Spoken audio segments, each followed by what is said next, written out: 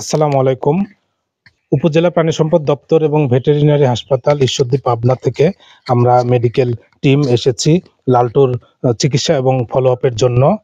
তো আমাদের উপজেলা প্রাণী সম্পদ কর্মকর্তা জনাব মোসাম্মদ আকলিমা খাতুন স্যারের নির্দেশনায় আমাদের এই মেডিকেল টিমের কার্যক্রম পরিচালিত হচ্ছে।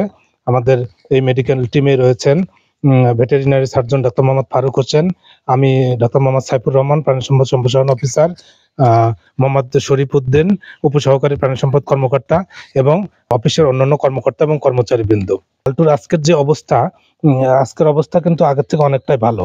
জাহাঙ্গীর আলম দুইটা বাচ্চাকে নিয়ে এসেছে এবং এই যে লালটুর কাছে দিয়েছে সাকলিং এর জন্য, দুধ সাকলিং এর জন্য।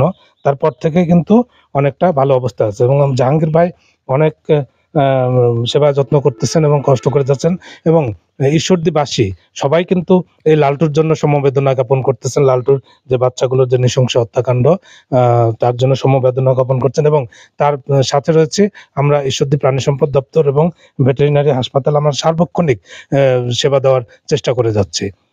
বাচ্চার গায়ে মাখাই দিই, নিচে মাখাই দিই, দেওয়ার পরে ও আস্তে আস্তে এটা মানে নেয়, নিয়ে যে এখন ঠিক মতো দুধ খাওয়াচ্ছে, বাচ্চা হিসাবে তা গ্রহণ করছে।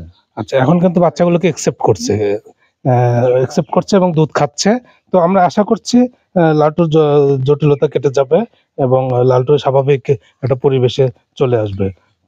তো আমরা ভেটেরিনারি মেডিকেল টিম থেকে সার্বক্ষণিক আমরা খোঁজ খবর নিচ্ছি এবং আমাদের চিকিৎসা যে সেবা সেটা অব্যাহত রাখবো আমরা ইনশাল্লাহ। যে কুকুরের বাচ্চা নিয়ে আসা হয়েছে সেটারও 7টা বাচ্চা, ওখান থেকে 2টা বাচ্চা নিয়ে আসা হয়েছে আর 5টা বাচ্চা ওখানে ওই কুকুরের কাছে আছে।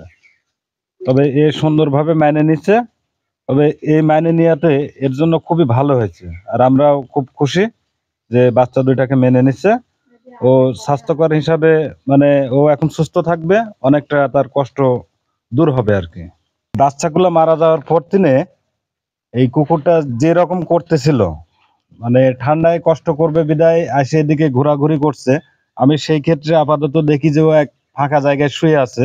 আমি রাতের বেলা, রাত প্রায় 1টা বাজে, ওই টাইমে আসলাম, এসে দেখি যে ও শুচ্ছে।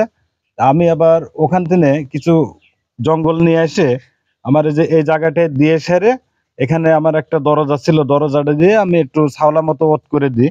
তো এই জায়গাতে ও থাকা শুরু করছে, আজ 3 দিন ধরে এখানে থাকতেছে এবং বাচ্চা 2টাকে এখানে রাখছে, সুন্দরভাবে গ্রহণ করে নিছে।